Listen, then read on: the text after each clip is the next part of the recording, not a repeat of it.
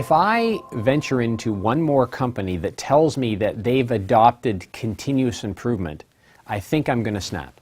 But let me explain why. When somebody says to me, you know, Shawn, we've done a lot of work here and we're really focused on continuous improvement, my very next question is, how would I know that? In fact, how do you know that? What is continuous improvement? You know, if you look up the definition of the word improvement, the word in and of itself suggests that it is ongoing. It's not a one-time event. So I don't think we need to use the word continuous. We just need to talk more about improvement. And within an organization, we need to focus on multiple improvements happening at multiple times in different areas. Hence, in my mind, we need to create improvement vortexes. Think about this from the standpoint of a tornado. A tornado is a windstorm that tends to evolve, and it begins very slowly, very small, but over time it tends to grow and become larger, and many times will split off into multiple different vortexes. When you do improvements, make improvements in organizations, what you may find is when you pull one lever, it impacts another. If you have a problem, for example, in customer service, let's say for a moment that you don't respond to customer complaints or customer inquiries fast enough. The logical thing to do is to go to the employee and say, hey, why can't you get to this? What changes do we need to effect? And then put them into place. And many times that's what happens. But most employees are doing the best job they can. So if you rearrange their priorities, then something else is getting dropped somewhere. And the question is, do you understand what that other item or issue or time spent really is? What we need to do when we affect change is think about improvement from a vortex standpoint. If I'm looking to improve how I respond to customer service, going back to my earlier example, I start to create a vortex of change in that area, a vortex of improvement.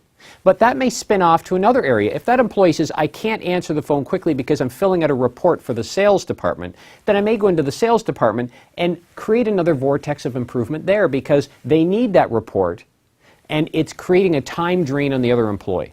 So we need to look at improvement as a web, and we need to consider these little improvement vortexes that need to begin to occur in our organization in order to improve.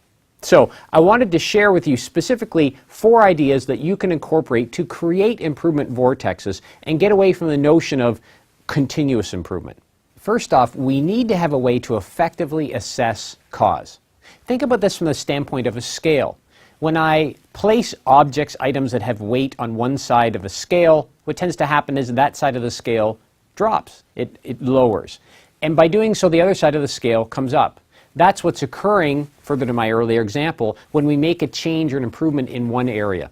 So when we're identifying a challenge or an improvement that needs to occur, we need to be able to effectively assess cause. What are all of the different aspects or elements that are influencing or causing that to occur? And if we make a change, what's the ultimate effect that that change will have?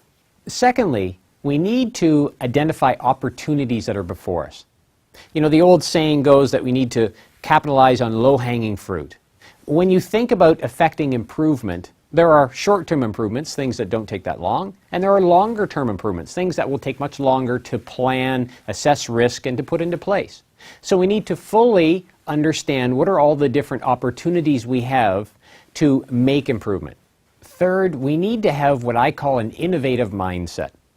Has an employee or someone ever brought you an idea and you've thought, wow, that's off the wall, that's crazy, there's no way that would ever work? If that's the case, that's fine, but how did you actually respond to the employee? Better yet, what were the actions that you took? We need to be open to off-the-wall ideas in order to identify potential improvements. In one situation with a client of mine, somebody came forward and said, you know, in the example I gave you earlier, to answer the phone faster, we actually need to change the role of that employee to let them focus on strictly answering calls and then routing them accordingly. Now, of course, the obvious answer was no, we're not going to hire more people here. But when we explored it sooner, all we really needed to do was move around roles and responsibilities to give the person on the phone ultimate focus on the telephone.